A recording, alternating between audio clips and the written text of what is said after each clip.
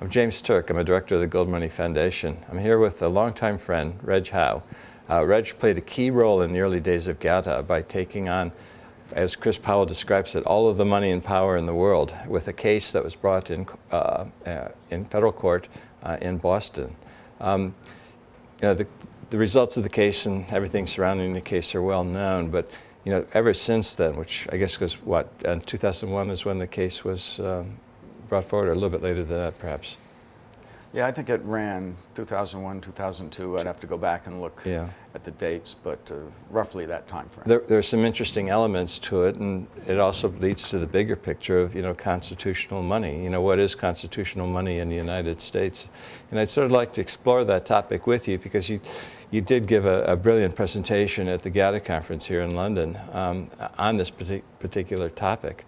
And what's quite clear to me is that what we have today is not really constitutional money.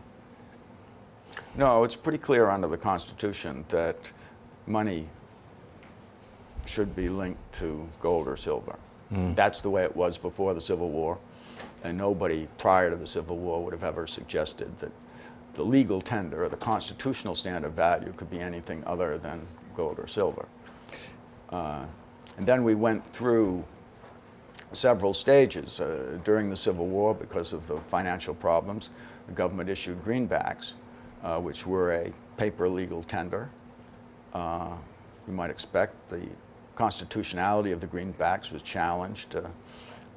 Cases went against them first, and then a rehearing or new case was brought, and finally the Supreme Court in the legal tender cases said that the greenbacks were constitutional, but they went out of their way to say that the government could not make paper money a standard of value, and they treated the greenbacks as if they were a promise to pay gold dollars, but at some later time.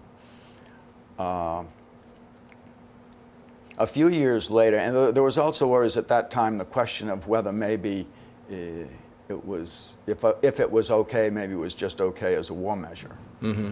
A few years later, sometime around 1876-7, about the same time that the United States was going back on the gold standard after the Civil War, the Resumption Act had been passed.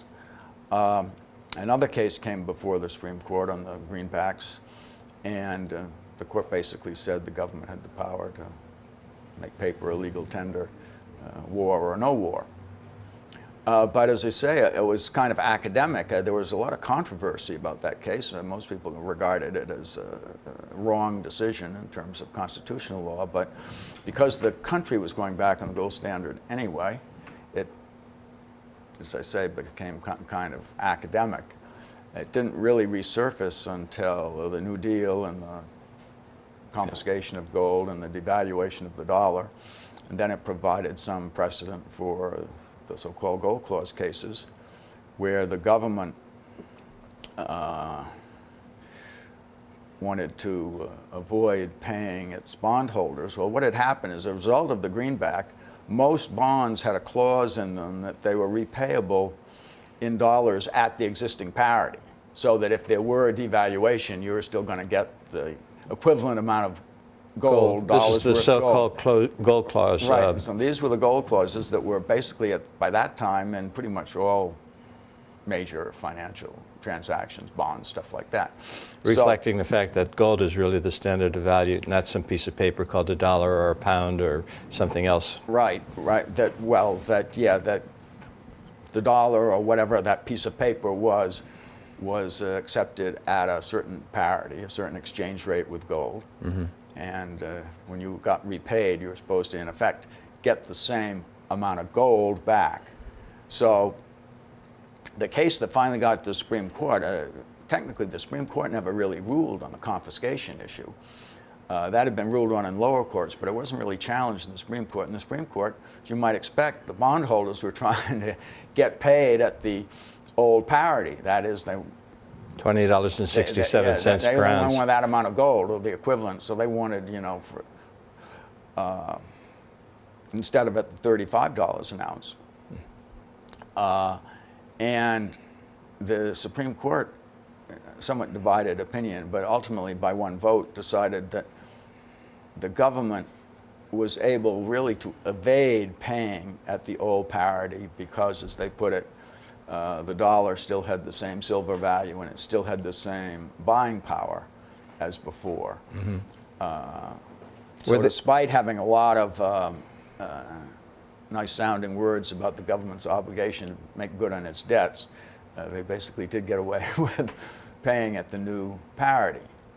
But the key thing about all those cases is that the dollar was still always defined with reference to gold or silver. Right. Even though we couldn't own gold, the dollar was still $35 an ounce. It was the standard of value for So measurement. it was the standard of value. And that really didn't change until Nixon closed the gold window in 1971. Yeah, and we now have We've been in fiat a currency, completely fiat system since. backed by nothing except government promises, essentially. And that basically frees the government from any discipline over the issuance of money or creation of debt or sale of bonds, et cetera, et cetera. So.